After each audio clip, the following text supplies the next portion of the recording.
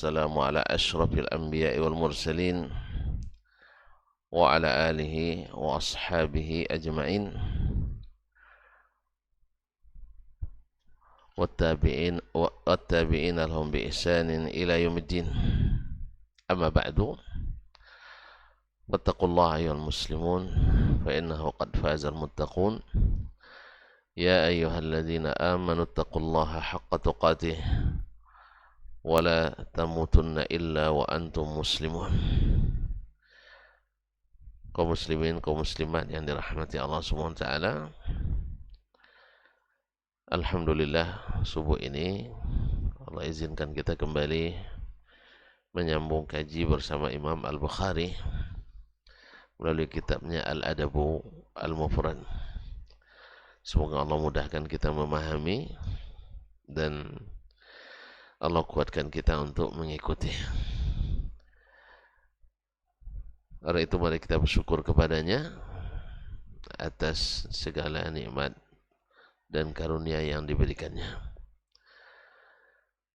Selanjutnya salawat dan salam kepada baginda Nabi sallallahu alaihi wasallam yang pagi ini kita belajar sedikit demi sedikit dari petunjuk dan akhlaknya. Semoga selawat dan salam kita yang menjadi tanda ingat kita dan doa kita berbuah diijabahnya doa-doa kita, dan di akhirat kita mendapatkan syafaat dari Nabi kita. Ma'asyarul muslimin, ma'asyarul muslimat dirahmati Allah. Ini kayaknya pertama. Udah 2 kali ya setelah haji, setelah Idul Fitri baru pertama. Masya Allah. Terakhir kita belajar bab yang ke-183, bab islahi zatil bain, bab memperbaiki hubungan sesama. Nah, setelah itu bab yang 184, babu idza kadzabta li rajulin huwa laka musaddiq, bab apabila engkau berdusta kepada seseorang padahal dia percaya kepadamu. Bab ini munasabah dengan bab sebelumnya, karena di antara adab yang baik adalah memperbaiki hubungan, dan yang banyak merusak hubungan adalah penipuan. Jadi kita bicara kepada orang dalam keadaan berdusta dan orang percaya dengan ucapan itu. Tentu saja yang namanya tali dusta itu pendek, cepat terungkai, cepat terlepas, dan cepat diketahui. Oleh sebab itu maka munasabahlah bab ini, karena di antara perusak hubungan di antara sesama adalah ketika orang percaya kita mengkhianatinya. Ketika orang memberikan kepercayaan tetapi kita ternyata berdusta kepadanya. Maka Imam Al-Bukhari rahimahullah ta'ala menyebutkan bab ini setelah bab islahu zatil bain. Babu idza kadzabta li rajulin huwa laka musaddiq. Qala rahimahullah ta'ala haddatsana Haywah ibn Shuraih, telah menceritakan kepada kami Haywah ibn Shuraih, yakni Al-Hadrami, Haywah ibn Shuraih Al-Hadrami. Qala haddatsana Baqiyah, telah menceritakan kepada kami Baqiyah, itu Baqiyah ibn al-Walid. Baqiyah ibn al-Walid ini mudallis waqad an. Dia meriwayatkan di sini kan an Dubara ibn Malik Al-Hadrami. Dubara ibn Malik Al-Hadrami, dia adalah Dubara ibn Abdullah ibn Malik. Ini dinisbatkan pada datuknya. Dubara ibn Abdullah ibn Malik al-Hadrami, an abihi, dari bapaknya yaitu Abdullah ibn Malik al-Hadrami, an Abdurrahman ibn Jubair ibn Nufair, dari Abdurrahman ibn Jubair ibn Nufair al-Hadrami kadalik, anna abahu, bahwa bapaknya Jubair ibn Nufair al-Hadrami menceritakan kepadanya, anna Sufyan ibn Usaid al-Hadrami haddathahu, bahwa Sufyan bin Usaid al-Hadrami menceritakan kepadanya, annahu sami'a an-nabiy sallallahu alaihi wasallam, bahwa dia mendengar Nabi sallallahu alaihi wasallam yaqul, bersabda, kaburat khiyanatan an tuhadditha akhaka hadithan huwa laka musaddiq wa anta lahu kadhib. Adalah pengkhianatan, sungguh besar pengkhianat di saat engkau menceritakan kepada saudaramu sesuatu, huwa laka musaddiq, dia membenarkanmu, wa anta lahu kadhib, padahal engkau sadar sedang berdusta. Berarti kan sengaja menipu, dan barangkali mungkin sengaja menjerumuskan. Kan ada orang sudah tahu bahwa itu tidak benar, tapi karena kawan ini percaya benar. Ya, karena orang tidak mungkin minta pendapat kita kecuali karena dia percaya dan yakin. Nah, di saat orang percaya seperti itu, kita justru tidak jujur kepadanya. Ini kan kalau disakiti oleh orang yang jauh sakit, tapi disakiti oleh orang yang dekat lebih sakit. Ma'asyarul kiram dirahmati. Jadi kita dikhianati orang yang jauh dari kita, itu sakit. Tidak ada yang tidak sakit. Tapi yang dikhianati oleh orang kepercayaan dan orang dekat, itu lebih sakit lagi. Lebih sakit lagi. Kalau kita bukan orang yang memiliki kesabaran tinggi, ya kita tidak mau melihat mukanya lagi. Ya. Siapa misalnya?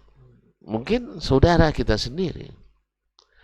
Tidak ada orang yang curiga pada saudaranya. Tapi ketika dia mengkhianati, ketika memberikan sesuatu informasi, dia tahu informasi itu tidak benar, tetapi dia tetap mengatakannya seolah-olah benar. Padahal di situ ada konsekuensi. Misalnya, Syekh nak menikah, ya kan? Tanya tentang seseorang yang nak dilamar. Ya, tentu antum bertanya kepada orang yang thiqah menurut kita, orang yang kita percayai.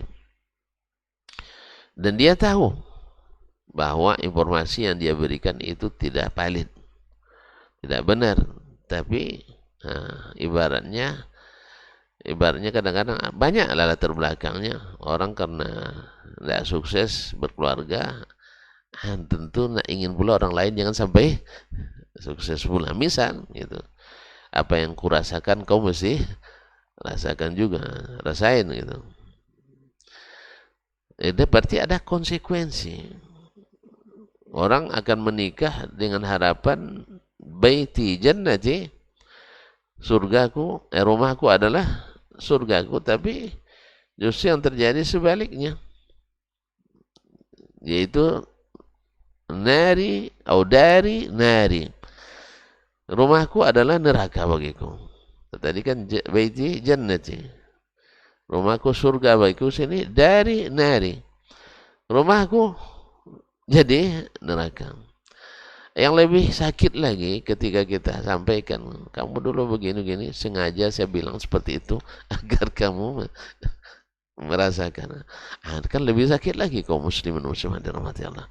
Nah, ini termasuk adab yang sangat-sangat tidak dianjurkan, adab yang sangat ini pengkhianat, sungguh besar khianat di saat kita mengatakan sesuatu pada saudara kita, padahal dia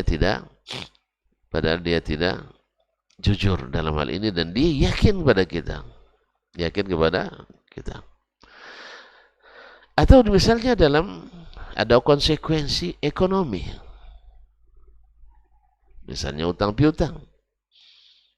Misalnya ada seseorang nak berhutang, antum tahu dia tak pernah jujur dalam berhutang, tapi antum rekomendasikan juga misalnya kepada saya, dan antum tahu itu dia, dan saya yakin dengan antum, tapi antum rekomendasikan juga, nah ini bagus orangnya Ustaz, jujur dan sebagainya. Akhirnya awak beri, lepas itu ternyata tidak jujur. Asal itu ngaku pula, memang tidak jujur dia. Cuman gimana lagi? Berarti ini khianat besar. Ada konsekuensi yang akan dihadapi oleh seseorang akibat dari informasi yang kita beri tidak benar, dan orang yakin pada kita. Makanya kaum muslimin, kaum muslimat dirahmati Allah SWT. Makanya an-nasiha, ad-dinun nasiha, kata Nabi SAW. Agama itu adalah an-nasiha. Nasihat itu artinya ikhlas, terus terang, jujur kepada saudara sesama muslim. Kan kata-katanya liman, lillah, wali kitabihi, wali rasulihi, wali a'immatil muslimina wa ammatihim. Harus jujur. Ada konsekuensi yang berat yang harus ditanggung oleh orang yang awalnya percaya pada kita padahal kita tidak jujur kepadanya.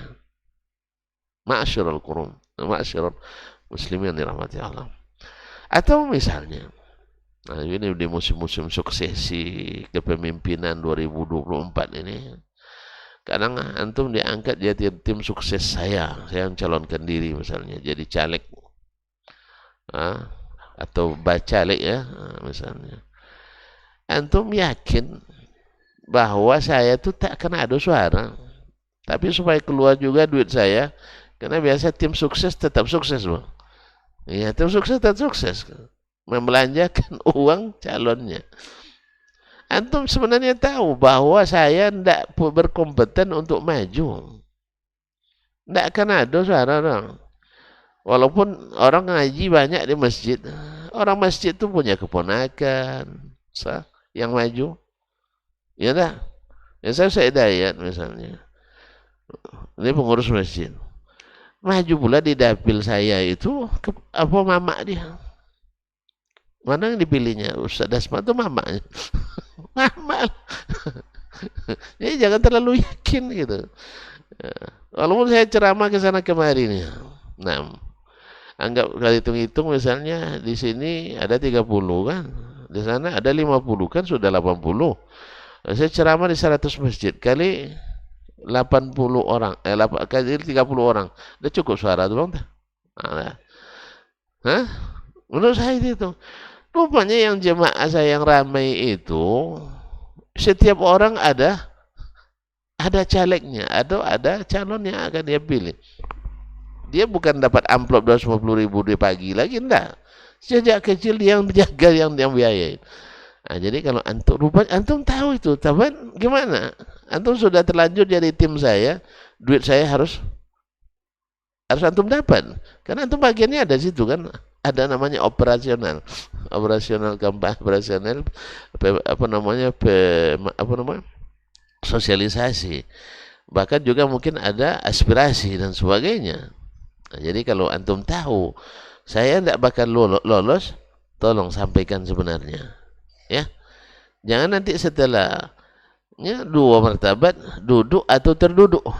Nah, itu bahayanya, duduk atau terduduk. Setelah saya terduduk, utang dah banyak, rata-rata utang dulu tuh. Janji nanti proyek atau sebagainya kan, janjinya nanti, atau pokoknya janjinya setelah duduk baru dibayarkan. Tak gimana caranya itu, masing-masing punya kontrak sendiri. Nah, antum tahu saya tidak bakal jadi. Cuman antum tidak tahu anggaran saya ada 500 juta, itu harus sampai ke saku antum. Karena tim sukses sukses selalu. Yang terduduk adalah jagoannya. Oleh sebab itu, tolong jangan jadi tim sukses yang ingin sukses sendiri. Jadi katakan, Ustaz ceramah aja lah.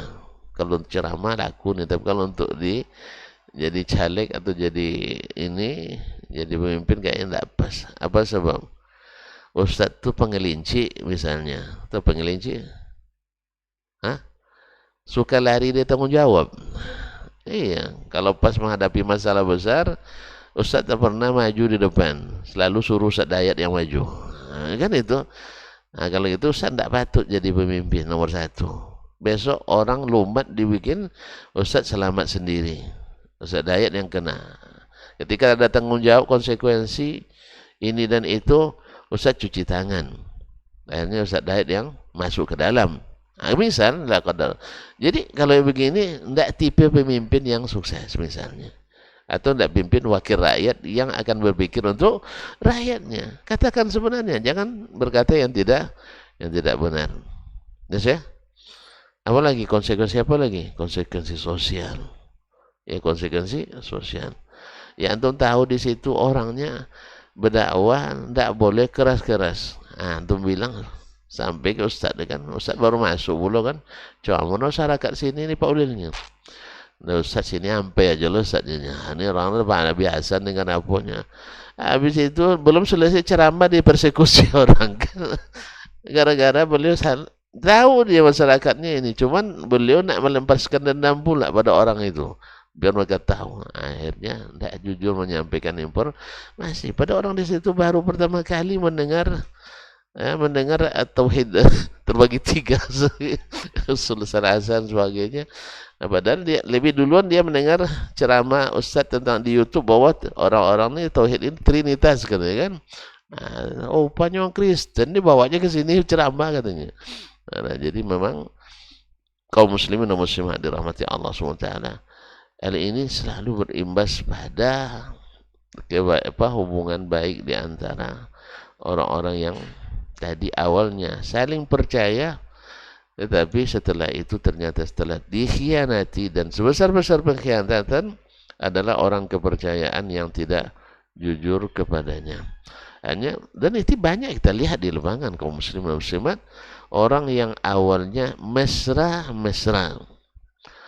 hubungan Masya Allah luar biasa, harmonis, Masya Allah, tapi kok tiba-tiba tidak pernah terdengar lagi saling sapa, bahkan saling fitnah. Apa rupanya? Tadi informasi yang tidak benar, atau ada konsekuensi memutus silaturahim.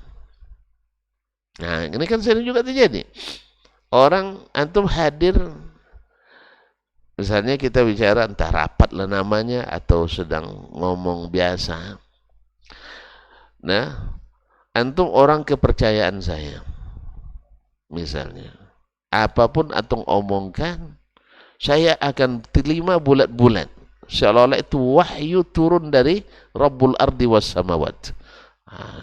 Ya, pokoknya asal antum yang kasih informasi ke saya pasti benar. Jelas ya? Akhirnya antum menyampaikan berita tentang seseorang kepada saya. Ya, awalnya hubungan kami baik, tapi dengan berita yang antum katakan, hubungan itu bukan retak lagi, pecah, berguguran. Jadi condong kacau pocah atau putus rotan. Gara-gara apa? Informasi yang antum beri. Misalnya saya mengatakan begini, Ustaz Hidayat itu dalam bab ini salah paham. Coba bayangkan, terdengar bahasanya salah paham. Sebabnya, misalnya dalil ini belum sampai kepadanya. Apa yang dibuatnya? Saya laporan sampai ke Ustaz Hidayat. Kata Ustaz Dasmandu, Ustaz Hidayat tak paham kamu kene. Coba bayangkan, kalau dibilang masalah hadis ini salah paham, itu sedikit bang, ya kan? Ya kan? Saya jelaskan karena hadis ini dhaif tapi dia sarah juga. Tidak ada masalah. Tapi kalau beritanya sampai Ustaz Dayat tidak ngerti apa-apa hadis, gimana kira-kira? Hah? Senang dengarnya? Senang dengar saya? Nah, atau saya katakan Ustaz Dayat dalam bab ini mirip dengan pendapat orang-orang Murji'ah. Sampai ke Ustaz Dayat. Ustaz Dayat tuh imam Murji'ah. Kalau dibilang imam Murji'ah, apalagi Ustaz Dayat orangnya sempat sentimennya tinggi, emosionalnya tinggi. Nah, mendengar itu subhanallah, dia empaskan yang lantung HP ini. Nah, dihapus nama saya. Dia dalam HP itu. Berubah status. Ustaz Dasman itu dulu adalah syekh kita, guru kita, tuan guru, Buya, Ki Haji. Rupanya buaya katanya. Apa sebab? Gara-gara informasi yang antum tidak jujur memberikannya. Ini sebesar-besar khianat. Ya, sebesar-besar khianat. Dan ini di majelis-majelis orang soleh ada terjadi. Bukan majelis-majelis orang preman-preman, tidak. Majelis orang-orang ngaji. Sering terjadi yang seperti ini. Ya. Seto berkilo-kilo jadinya. Ini memang ada dulu kami waktu masih kuliah. Ada anekdot kawan-kawan. Kalau kamu ingin bertambah bila dikirim, kirimlah berita. Kalau nak bertambah sampainya, kirim berita. Tapi kalau nak berkurang, kirim duit. Iya tak? Antum kirim duit, pergi ke bank. Bawa 3 juta. Yang sampai? Nak kan sampai 3 juta administrasi. Kecuali antum tambah lagi uang transfernya. Iya tak? Berapa transfer sekarang mah? Antum beli token. Beli token listrik. 500.000. Dikasih 500.000? Nggak berkurang. Kalau uang selalu berkurang kalau dikirim. Baik melalui orang atau melalui uang. Atau melalui beruang. Nah, berkurang. Tapi kalau berita selalu bertambah. Yang lebih parah itu tambahannya itu yang tidak benar. Coba bayangkan. Awak katakan ini paham yang disampaikan seperti ini seperti paham orang Murji'ah.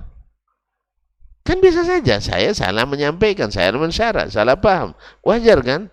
Tapi ketika beritanya sampai, Ustadz Dasman itu mengatakan Ustadz Hidayat imam Murji'ah. Ya bayangkan. Tentu menggelinjang Ustadz Dayat dibuatnya. Nah, akhirnya kalau sempat saya di depan rumahnya, lalu setiap hari di pagarnya berumah. Iya, atau pasang remote. Bila ada mobil Dasman lewat, remote-nya menyala gitu. Akhirnya dikira saya pencuri, apalagi pulang larut malam terus kan. Ini mohon maaf termasuk minta izin juga sekalian pagi ini tadi terlambat Ustaz. Karena jam 2 mata tuh belum terpejam waktu malam tuh. Mungkin sudah hampir jam 3 baru. Bangun tadi pas azan. Awak nak keluar, komat orang di masjid kat rumah. Ikutlah solat situ dulu. Jadi pas azan dah panaskan. Jadi mohon maaf sekali. Kaum muslimin dan muslimat dirahmati Allah SWT. Jadi Allah musta'an. Ini mode-mode begini. Atau saya karena kelemahan saya memahami. Karena saya tidak, seperti kata Imam Syafi'i, tidak menguasai seluruh sunnah Nabi. Kalaulah orang sekelas Imam Ahmad, Imam Malik, Ishaq bin Rahuya, Abdurrahman bin Mahdi, Waqi' bin Al-Jarrah bertemu dengan Imam Asy-Syafi'i rahimahullah. Tapi Imam Syafi'i katakan dengan tegas, la a'lamu ahadan min ahli al-ilmi bis-sunan. Min ahli al-ilmi bis-sunan yuhitu bi jami'i sunan. Saya tidak tahu seorang pun yang berilmu tentang sunnah. Maksudnya hadis-hadis Nabi. Yuhitu bi jami'i sunan. Mengetahui seluruh sunnah Nabi sallallahu alaihi wasallam. Tayyib kaum muslimin sunnah. Nah, kalau orang sekelas Ahmad, Malik disebut Syafi'i tidak menguasai seluruh sunnah. Karena kalau menguasai seluruh sunnah Nabi dia. Maksum dia. Mesti ada 1, 2 atau situ yang tidak dia ketahui.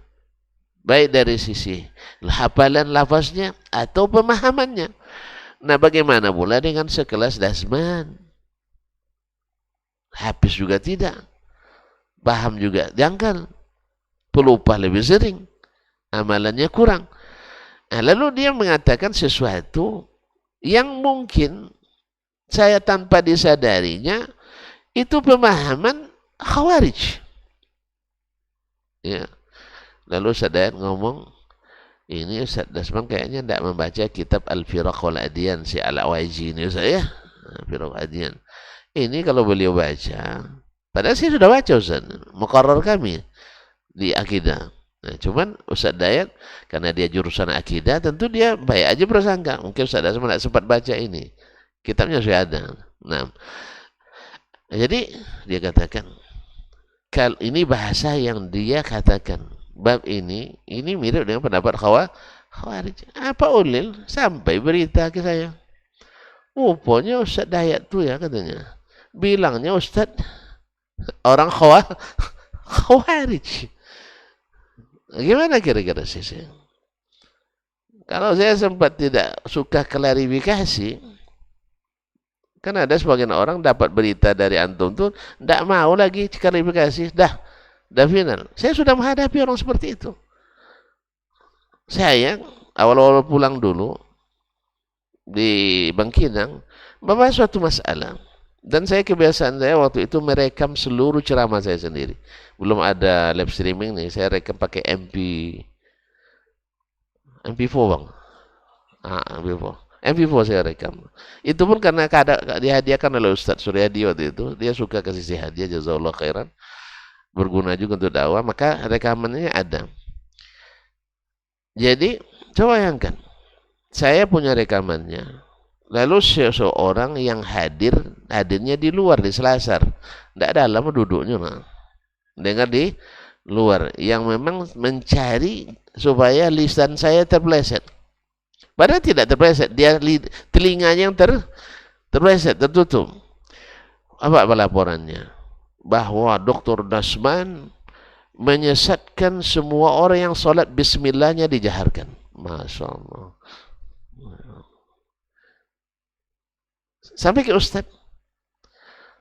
Alasan atas laporan itu, Ustadz tersebut mengambil suatu tindakan yang merugikan.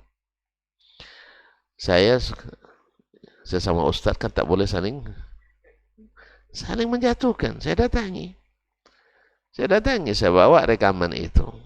Ustadz, kenapa Ustadz mengambil keputusan ini? Kamu begini. Ustadz sudah rekamannya. Saya tidak mau dengar lagi. Ya Ustaz, yang mengucapkan kata-kata itu saya. Yang berceramah itu saya. Menurut Ustaz mana yang lebih paham, yang mendengar atau saya sendiri? Pokoknya saya sudah dapat laporan dari orang itu dan saya yakin pada dia. Nah gimana itu? Akhirnya apa terjadi? Akhirnya berburuk kita gara-gara laporan yang tidak benar. Saya minta silakan ini rekaman, silakan dengar sendiri. Atau kita dengarkan bersama. Nanti kalau ada benar memang saya salah, saya umumkan lagi dalam kajian besok. Saya mencabut pernyataan itu. Atau opsi ketiga, saya ulang ceramah lagi, Ustaz hadir mendengarkannya. Satu pun opsi tidak diterima. Apa sebab? Saya datang dari orang kepercayaan. Subhanallah. Jadi begitulah syaitan. Jadi orang alim pun bisa berjatuhan, gugur dalam fitnah itu. Makanya Imam Al-Bukhari sendiri juga sudah merasakan pahitnya fitnah itu di masa beliau. Difitnah orang dengan gurunya Muhammad bin Yahya Az-Zuhli. Padahal dulu Muhammad bin Yahya Az-Zuhli itu selalu menyanjung Imam Al-Bukhari. Selalu membanggakan Imam Al-Bukhari di waktu kecil. Masih kecil lagi, 18 tahun sudah, 13 tahun atau 18 tahun sudah jadi imam di Masjidil Haram. Ya, sudah melampaui hafiz-hafiz besar yang sudah umurnya di atas 40 tahun. Dia baru belasan tahun. Tapi karena ada yang mengadukan kepadanya bahwa Imam Al-Bukhari adalah kaum lafziyah. Ya, Akhirnya yang mengatakan bahwa lafzi bil Qur'ani makhluk, dan itu kan syubhat besar bagi ahli hadis. Kita selesai, dah Al-Quran kalamullah, tidak usah bilang makhluk itu pembahasan ahli kalam itu. Ini yang bikin syubhat dan merusak pemahaman, merusak juga hubungan. Kalau semuanya hatta yasma'u kalam Allah, dah selesai, ikuti aja itu sampai dia mendengar perkataan Allah, wa yukallimullahu Musa taklima. Sah? Nah, cuman karena fitnah ahli kalam, akhirnya ulama pun kadang-kadang dalam menjelaskan bisa disalah dengar oleh orang yang mendengar penjelasan itu.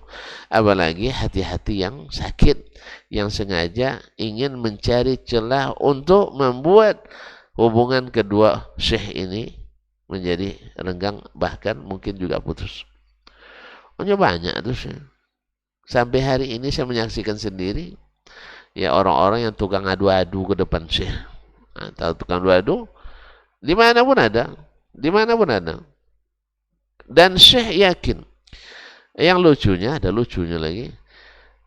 Tahun ini, 5 tahun pertama, orang kepercayaan syekh Pak Ulil. Semua laporan Ulil, sampaikan syekh, telan mentah-mentah. Besok Pak Ulil jadi tertuduh lagi. Beliau lagi yang di kepercayaannya. Ulil majruh lagi nih. Ulil sudah keluar dari manhaj. Apa sebab? Laporan dari Ustadz ini tentang Ulil. Pada Pak Ulil tidak ada berubah macam dulu juga. Aku masih seperti yang dulu. Masih seperti yang dulu, tidak ada perubahan sekali. Yang berubah apa? Jaraknya sekarang. Dulu dia di Madinah, sekarang sudah di Sudan, balik ke kampungnya. Tentu orang kalau berdakwah tentu kaum muslimin dan musliman, berdakwah tentu tidak seperti lagi di tempat asalnya. Antum kalau berdakwah ke mana-mana banyak, ke Sumbar misalnya, tentu banyak makan sanjay bang ya. Kan ya. Kalau berdakwah ke Bunut banyak makan cekan salai. Kawan-kawan nelayan, kalau di sana kawan petani dan sebagainya. Interaksi sedikit aja. Kadang-kadang ini ada kisah dari Sudan. Ustaz Dayat mungkin lebih tahu ya. Ini orang Sudan ya. Orang Sudan tuh kulitnya punya kelabu-kelabu apa Ustaz? Ya, Ustaz Dayat paham tuh, juzur. Jadi ada seorang yang keras sekali. Ya. Dan suka melapor.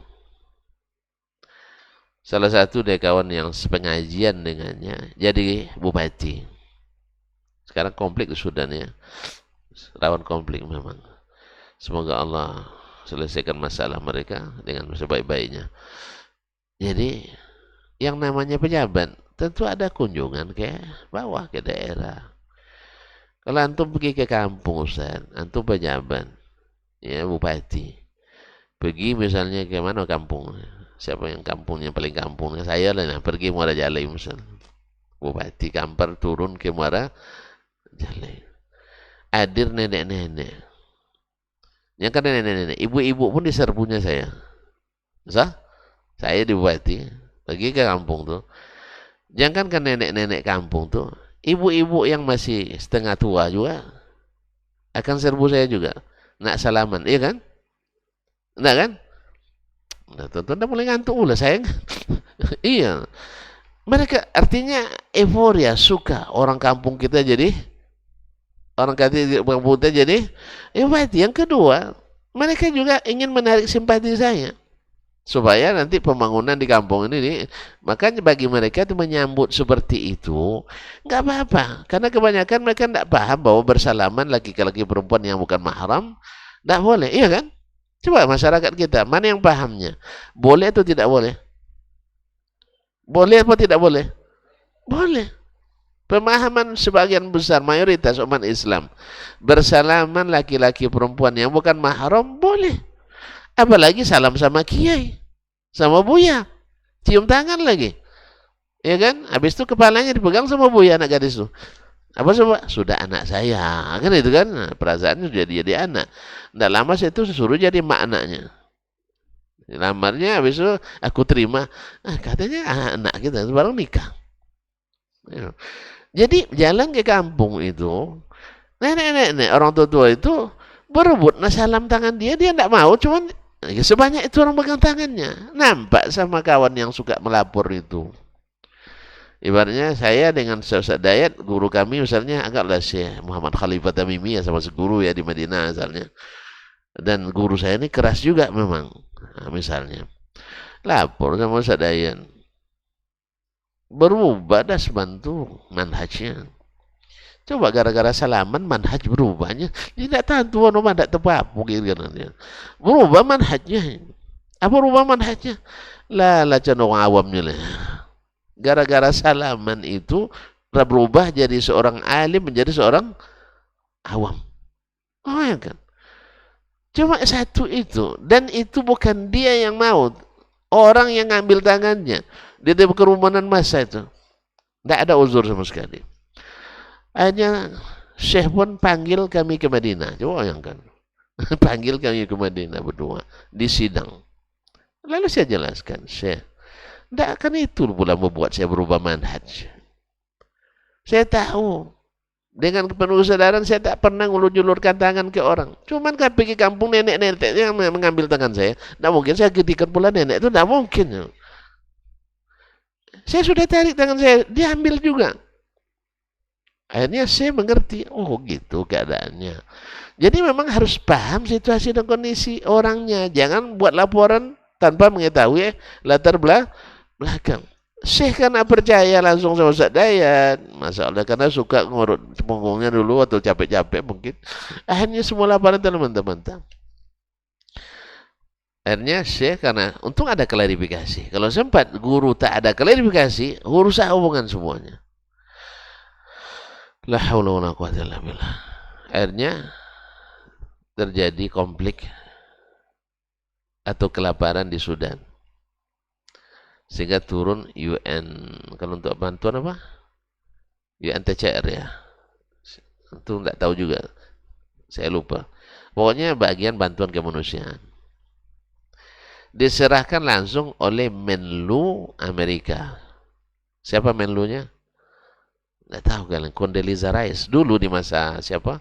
Di masa sebelum Obama siapa? Nah, di masa Obama. Di masa Obama. Obama ada lupa juga kali belum lahir nampaknya.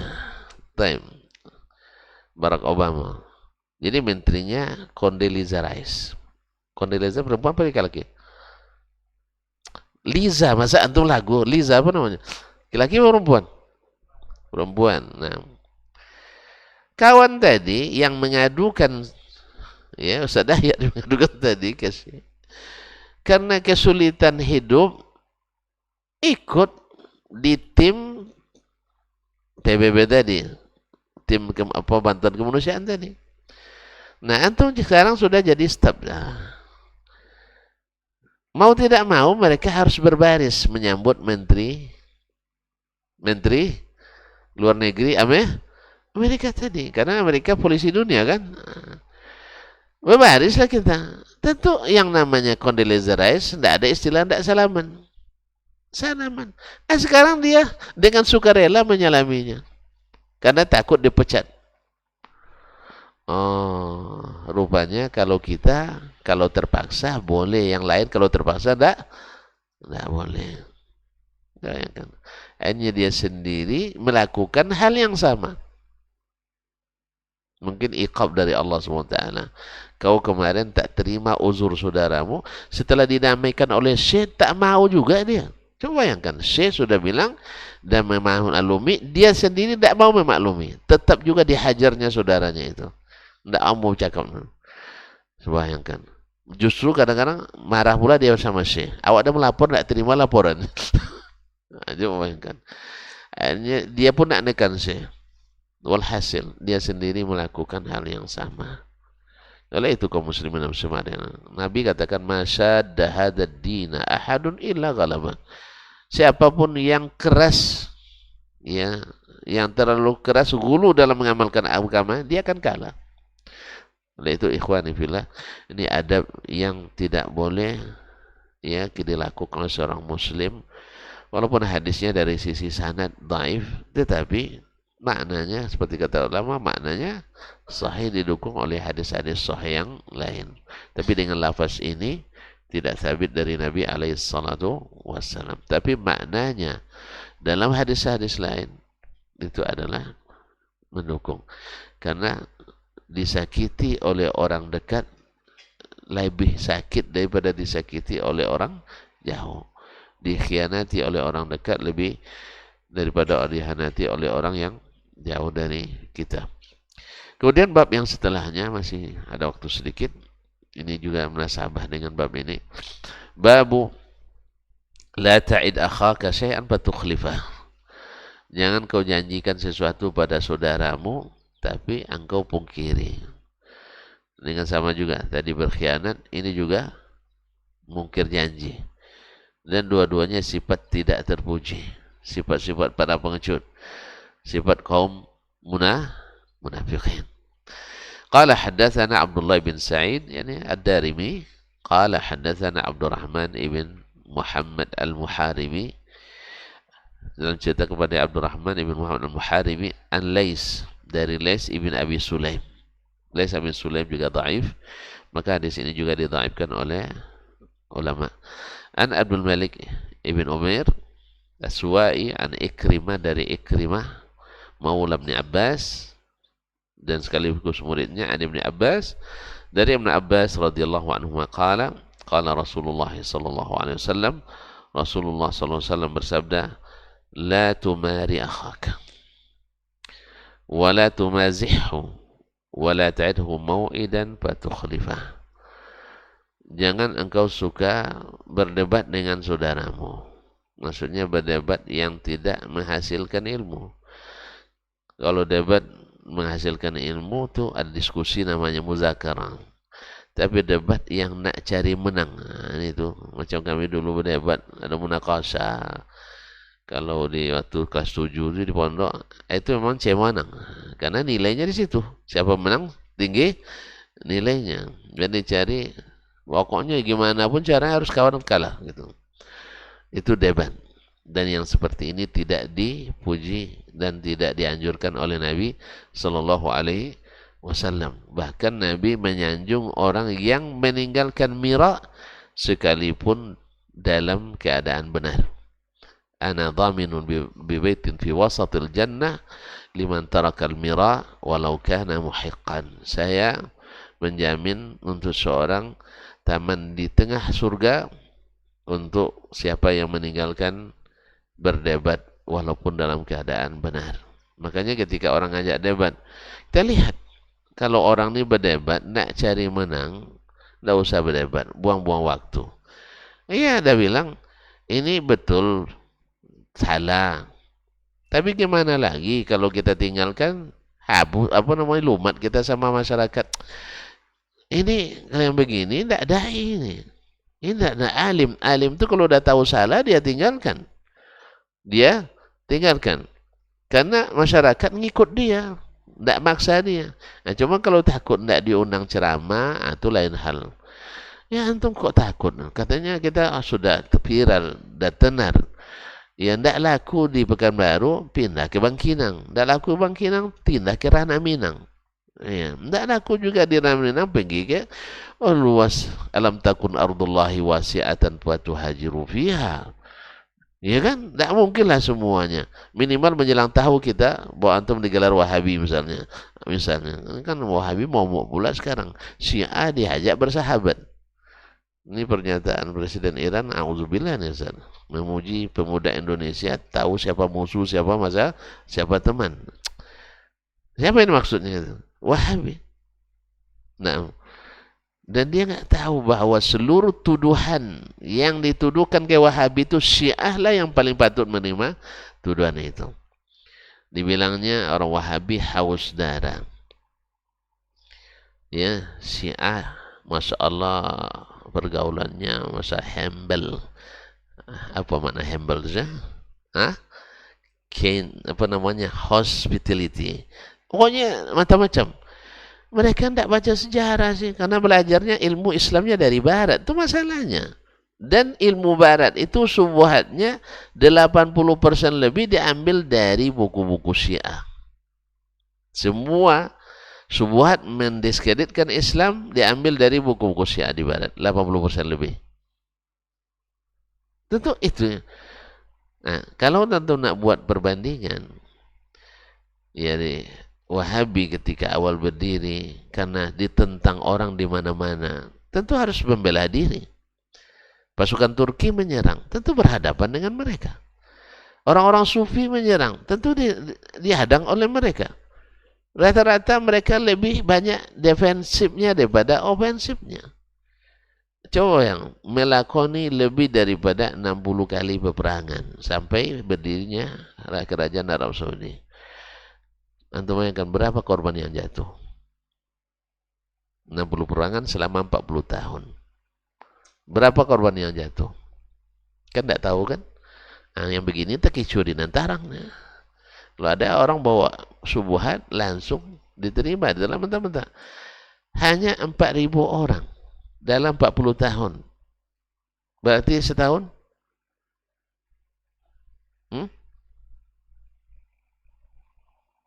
4.000 dibagi 40. Alah, tidak ada piti nampak dong. Siapa kita 40 tahun apa 4.000 bagi 40 ya 100 ya. Yang begini ini peperangan kawan, bukan pembantaian, peperangan karena diperangi mereka ya. Antum kalau diserang, oh kami tidak perang lah kata gitu, dah habis hancur. Kanto antum meyakini sebuah kebenaran lalu diserang orang, tentu harus membela diri. 4.000. Bayangkan dengan Syiah hanya menguasai tanah Haramain hanya sekitar 30 tahun. Dalam satu musim haji, sekali musim haji di masa mereka berkuasa itu menewaskan 35.000 orang. 35.000 orang tewas di Masjidil Haram. Rata-rata orang dalam keadaan ihram di hari nahar. Ketika mereka tahu ifadah, kan ramai sekali di Masjidil Haram. Sehari 35.000 orang. Ini 40 tahun 4.000 orang. Mana yang kejam? Woi. Nah, belum lagi mereka menyetop haji karena tidak aman di perjalanan karena mereka berkuasa. Sebab Ahlus Sunnah dari manapun datang ke Makkah haji itu sudah masuk daftar orang hilang. Kalau waktu itu dicoba juga sebagian pergi haji karena ini kan rukun ini, sebagian bersikeras juga. Tidak apa-apa, tidak mungkinlah kita pergi haji dibantai oleh orang tuh. Tidak ada yang pulang. Jelas kan? Bandingkan ketika Ahli Saud yang berkuasa. Seperti disebut oleh Syakib Arslan, seorang pujangga dari Lebanon, menyebutkan andai seorang dari ujung ke ujung wanita cantik dengan segala perhiasannya berjalan dari ujung ke ujung Jazirah Arab sendiri, tak ada yang menemani, tak satu pun orang yang berani menyiut saja, tidak berani. Tahu menyiut? Apa? Suit, mensuitnya, nggak ada yang, bukan menyuit ya, nggak ada yang berani. Begitu amalnya. Dia cerita di tahun 80 ketika dia berkunjung ke Arab Saudi. Ma'asyarul kiram dirahmati Allah. Ustaz, mana yang patut dapat haus dana? Taib. Oh, enggak, itu Syiah Ustaz. Tapi kaum Asy'ari kan tidak. Nah, kita coba lagi. Ibnu Tumar dulu di Maroko. Dia ulamanya. Ini bukan, kan sebagian mengatakan ini masalah politis. Enggak. Dia ulamanya. Kalau masalah politis, tentu korbannya bukan hanya orang-orang yang berlawanan paham. Kalau politis bukan orang, tapi lawan politik. Ini enggak. Ini murni masalah keagamaan. Dia dalam berkuasa 9 tahun. 7 tahun berperang sebanyak 99 kali. Menewaskan korban 200.000 orang. 9 tahun. Kaum Asy'ariyah. Ini Wahabi 40 tahun. Nah, mana yang kejam? 9 tahun di 7 peperangan 200.000 orang nyawa melayang. Ini 40 tahun 60 peperangan hanya 4.000 orang. Mana yang kejam? Nah, takut bilang Asy'ariyah ya. Iya. Dia imamnya Asy'ari di zaman itu. Saya mengatakan ini bukan untuk ngajak antum untuk bertembung, untuk berkelahi, untuk tidak memfitnah, tidak. Cuman jangan jahat. Jangan jadi penjahat dakwah, itu maksud saya. Ini banyak jadi penjahat dakwah. Yang orang buat kesalahan dibesar-besarkannya. Padahal kesalahan yang dia lakukan lebih besar. Orang ini buat kesalahan ada alasannya. Alasannya adalah melindungi diri. Ini kebanyakan. Ini alasannya karena haus darah orang yang tidak sepakat dengannya. Nah, itu yang dilekatkan kepada Wahabi, padahal mereka lebih berhak untuk menyandang gelar itu. Ini namanya pengkhianatan dalam dakwah. Jujur sajalah, nah, bahwa setiap orang ada yang gulu di antara golongannya. Nah, termasuk ustadz yang seperti ini, termasuk ustadz gulu ini. Ya, kemana-mana menebar fitnah tanpa dasar.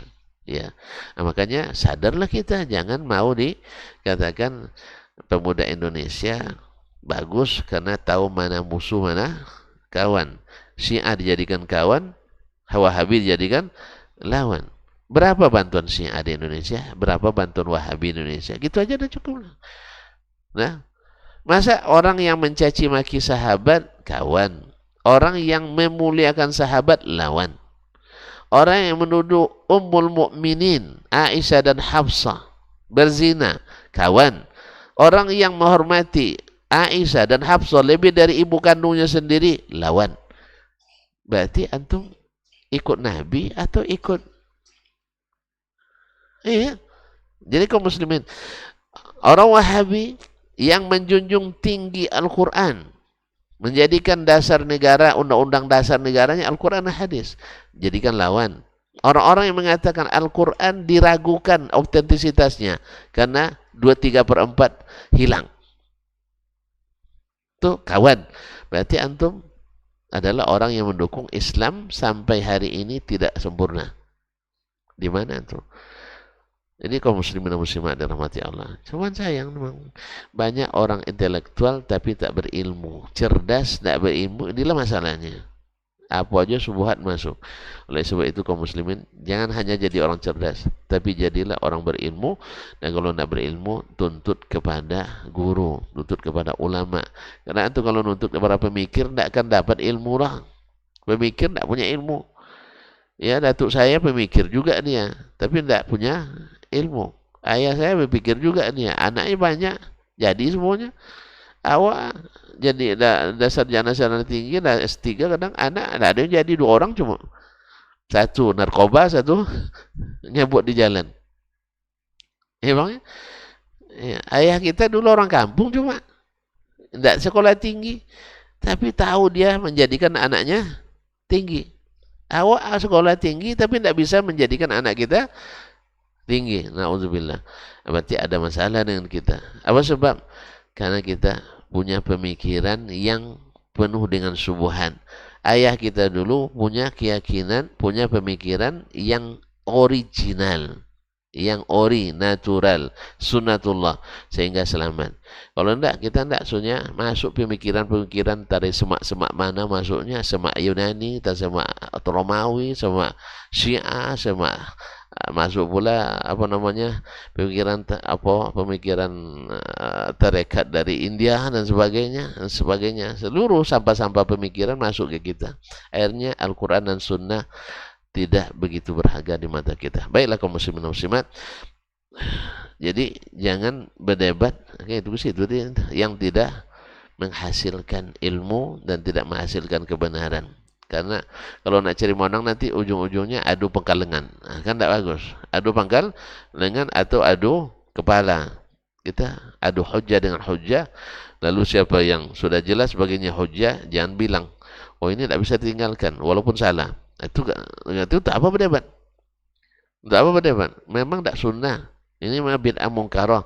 Cuman kalau ditinggalkan habis kita sama masyarakat. Kalau gitu tidak usah jadi guru, jadi masyarakat aja, tidak usah jadi kiai. Kiai itu untuk menerangi masyarakat, bukan untuk mengikuti masyarakat. Kalau dai bukan mengikuti masyarakat, cuman mempertimbangkan masyarakat perlu. Ya kalau bahasa, ya jangan kayak bahasa pakai Jawa, kita pakai bahasa Sumatera kan misalnya, tidak pas bagi mereka, itu perlu. Nah, ada orang dengan disanjung mau menerima, ada orang dengan digertak baru mau menerima. Ada kata hikmah dari salah seorang eh, tokoh juga. Dia bilang sebagian orang dikasih penghormatan tidak berguna baginya. Kapan dia menyerah? Ketika diberikan penghinaan. Ada model seperti itu. Dihina dulu baru dia menyerang, baru dia mengakui.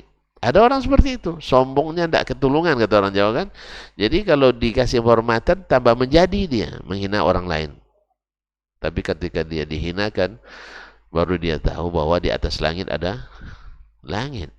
Di atasnya ada langit. Baik. Wala ta'idhu mau'idan tatukhlifah, dan jangan buat janji dengannya padahal kamu tahu akan tidak menepatinya. Karena kalau orang dah berniat tidak menepati janji, hatinya tidak sehat. Hatinya tidak beradab. Kalau antum memang tidak mampu, jangan janji. Oh maaf saya tidak bisa. Atau insya Allah kalau bisa saya beri. Ini tidak. Iya, aman tuh kita ini. Ada orang berjanji, tolong ajarkan saya ini. Tidak usah lah dulu, nanti saya bantu tuh. Nah, apa aja lah dulu, nanti saya bantu. Pas waktu kita butuh, dia bilang tidak bisa. Berarti janji yang tidak ditepati. Atau misalnya, Ustaz bisa saya punya duit 2 juta. Tunggulah ya 2 pekan lagi. Awak ada setiap malam berdoa kan. Semoga berkat juga lah Ustaz ini. Awak dalam susah dia beri kan. Rupanya pas sampai 2 pekan, jatuh tempo. Apa katanya? Saya tidak ada duit rupiah, yang ada dolar cumanya. Bayangkan. Rupanya udah 2 minggu tuh dia cari dolar untuk supaya tidak bisa saya pakai 2 juta. Kan 2 juta dolar kan tidak mungkin lah. Kan 2 juta dolar kan tidak mungkin lah. Nah, itu masalahnya. Akhirnya akan bilang karena saya terdesak, Ustaz kasih aja lah dolar tuh sama Ustaz. Hanya dolar saya baru nih katanya. Setrika berseri. Saya ganti dengan berseri. Apa yang ciangnya? Apa yang cek? Berarti kalau gitu tidak usah dijanjikan. Kalau memang tidak mau, dah selesai. Pokoknya saya tidak ada. Minjam-minjam tidak ada sama saya Ustaz. Sebab Ustaz tidak pernah bayar. Misalnya kan. Ya, kalau mana tahu dia ada pengalaman pula kalau Ustaz Dasman berutang tidak pernah dibayar misalnya. Kalau gitu bilang aja saya tidak akan beri. Karena banyak orang berutang tak mengembalikan. Itu yang sering kita hanya. Utang sini tidak ada kembali, sini tidak ada kembali, tidak kembali. Allah musta'an. Kalau gitu jangan janjikan. Kalau akan memungkiri janji. Karena kita pepatahnya bukan jembatan biasa lapuk lagi. Janji biasa mungkin, enggak. Itu jembatan bambu dulu. Ya, makanya biasa lapuk. Setahun lapuk dia, atau jembatan papan. Sekarang jembatan kita pakai besi angker, pakai semen. Di atasnya ada aspal, ya kan? Kemudian ada baja. Masa jembatan biasa lapuk? Nah, jembatan Letton aja yang buatan Belanda sudah berapa tahun? Letton udah berapa tahun tuh? Kan tidak lapuk nih. Apalagi yang buatan-buatan sekarang yang bajanya, Masya Allah, lebih ini. Tapi banyak juga yang lapuk, yang runtuh ya. Karena memang besinya dimakan itu. Besinya dimakan. Allah musta'an. Wallahu ta'ala alam. Wassallallahu ala nabiyina Muhammad wasallam. Terima kasih. Dan mohon maaf. Mudah-mudahan yang tidak baik ini kita hindari. Dan kepada Allah kita memohon supaya kita jangan menjadi bagian dari buruknya akhlak ini. Amin ya rabbal alamin.